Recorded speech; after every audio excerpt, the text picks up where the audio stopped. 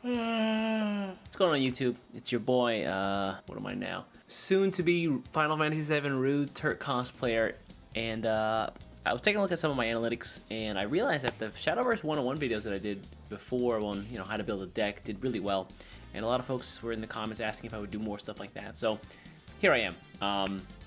This is going to be another Shadowverse 101 video talking about how to spot and the use of flexible cards in a card game, or more specifically Shadowverse. This video, before I get into the whole what a flexible card is and all that stuff, I want to talk about how we can break down a game of Shadowverse. Within a game of Shadowverse, it typically lasts around 10 turns. Some go a little bit longer, some are a little bit shorter, but the average game, especially in rotation, is about 10 turns. So we can chop up the game into 3 different phases there. So the first phase being the early game is going to be turns 1 through 3.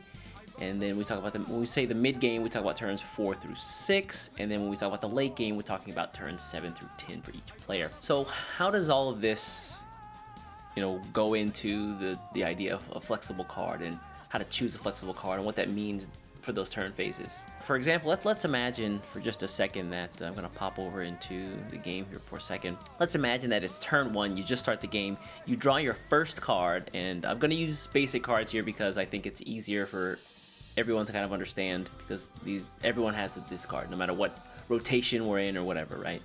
So let's imagine it's turn 1 and you're playing Bloodcraft and you draw Abyss Beast. Abyss Beast is a card that costs 7 play points, which means this card is not going to be played for at least 6 more turns. So this card is effectively dead in your hand until the late game. And let's take a look at something on the other side. Let's imagine that it's turn 9 and the boards and the effects are getting a little bit more crazy, the effects are getting stronger from your opponent's side of the board, and you need something to deal with the board that they have and to take them down to 0 defense. It's turn 9 and you draw your last pathetic card, and it's this guy right here, Goblin, and 1 cost, 1, 2. He might be hungry, but he's definitely not dealing with the board at all. And so again, this card is not flexible because he's not useful in the late game.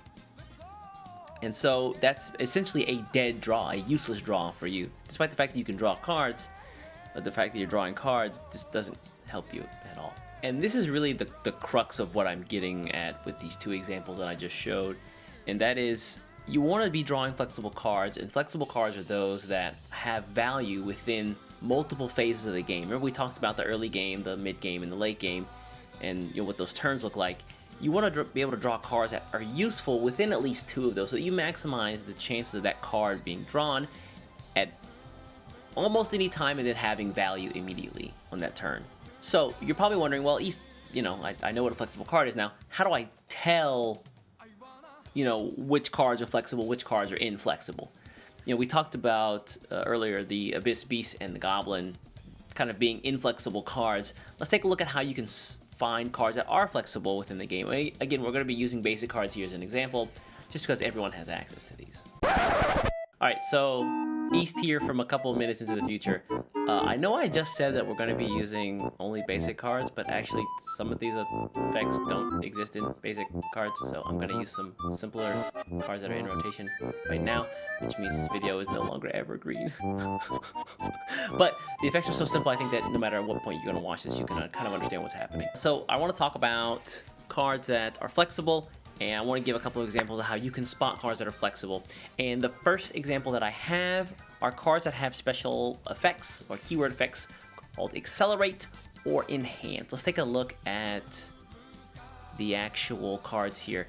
Now, for enhance effects are those where you spend more play points and you get more effects, or effects beyond what would normally happen when a card is played. So the example I want to use here is Empress of Serenity, who is a 3-cost card, 2/2, which means she's useful in the early game as a good body, because on Fanfare, she summons a 1/1 with Ward. So you get basically a 2/2 and a 1/1 with Ward for 3 costs, which is not bad. Now, if you play it for the Enhance effect, which means you use 5 play points instead, so that's the mid game, then you get to summon 3 Shield Guardians instead.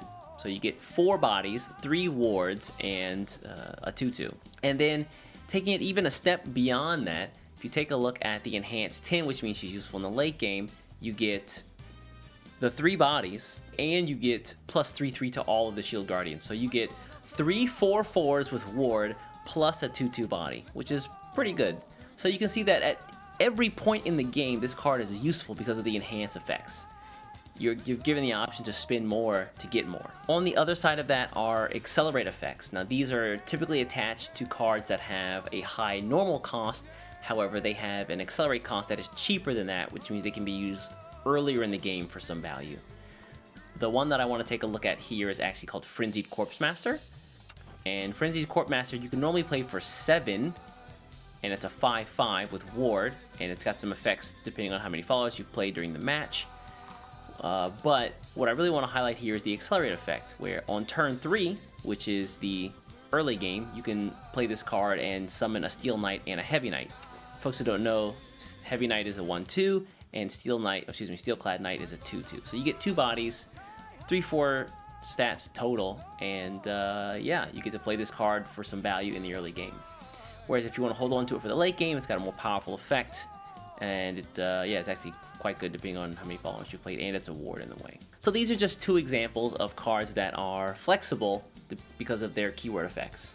The next category of flexible cards, and you can kind of lump these in with the accelerate enhance effects, are those which have value based on some other resource in the game. So you're probably wondering, East, what does that mean? And what I mean is that in Shadowverse, every class has a gimmick is not the right word, but some special thing that makes them different from the other classes. I guess you could use gimmick, not in the negative connotation here, but it is what it is. So now we're actually going to go to the basic cards here. So for example, you have, Runecraft with the spell boost. So every time you play a spell, cards get stronger in your hand. You've got Forestcraft, where depending on how many cards you've played in a turn or how many cards are in your hand, your cards get more powerful. With Shadowcraft, you've got Necromancy, where depending on the amount of shadows you have accumulated based on cards that have been destroyed, you gain better effects. And I just want to talk about how those can be flexible within a game of Shadowverse. So the first one I want to take a look at is... here it is. Good old Dragon Oracle. Everybody knows this card. So Dragon Oracle on 2, it lets you gain a Playpoint Orb.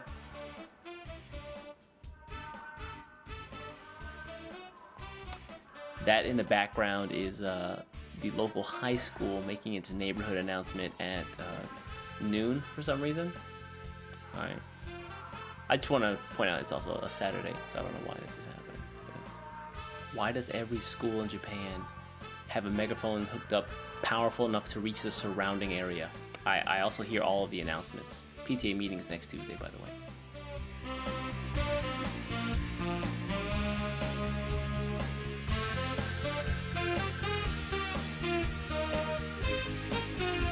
That's been your latest high school announcements for the weekend. So, before I was so rudely interrupted, we were talking about flexible cards that gain some resource based on some other thing within the game of Shadowverse.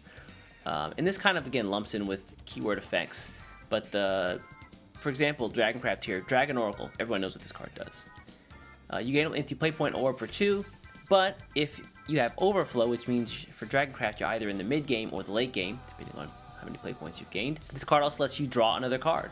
So you can see that there's flexibility in this card because you can use it in the later game as a way to just draw more cards, and then in the early game you can use it to gain more play point orbs. Another example that I have here is Undying Resentment. Oh, hold on. Yeah, you gotta use the good one. Which, for Shadowcraft, for 2 costs you can deal 3 damage to an enemy follower. However, if you've accumulated 2 shadows, you can use Necromancy 2 here and deal 5 damage instead. So, in the early game, for 2, you don't have a lot of shadows, this card is going to be dealing with little followers.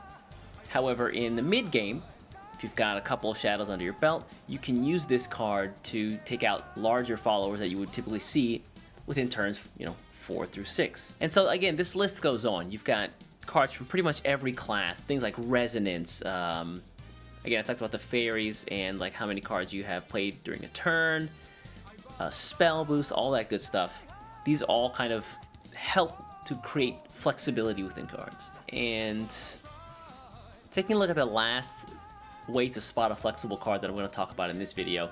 I want to talk about cards that, rather than using some resource or some keyword effect, they gain value on evolve. So again, there's an early, mid, and late game in Shadowverse. In the early game, you typically cannot evolve cards. There's a few effects, but we're going to push those to the side for now. But typically, you gain the ability to evolve within the mid game.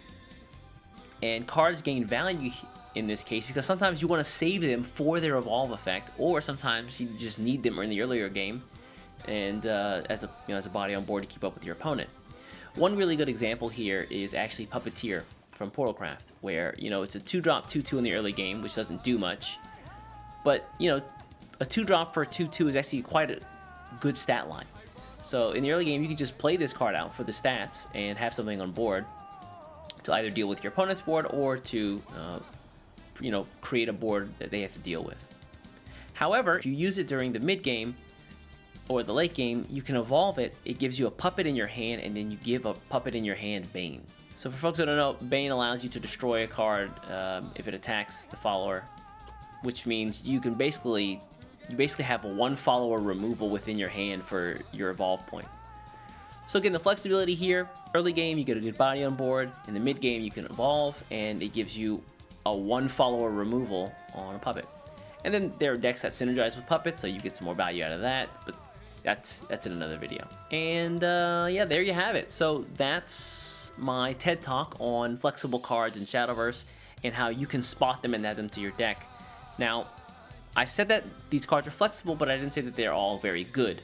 There's a difference there, and the distinction that I want to make is that flexible cards are better than unflexible cards, or inflexible cards, whichever the real word is there.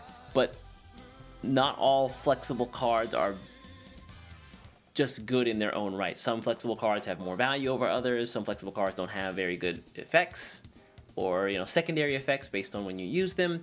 So just keep that in mind when you're deck building.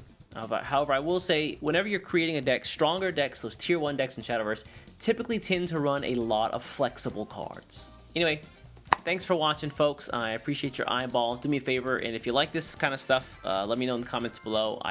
I was genuinely surprised at how many folks really found the Shadowverse 101 stuff on how to build a deck very useful. I'll put a link up to that somewhere in the YouTube video area space. But yeah, I'll catch you in the next one. Take care. Bye-bye.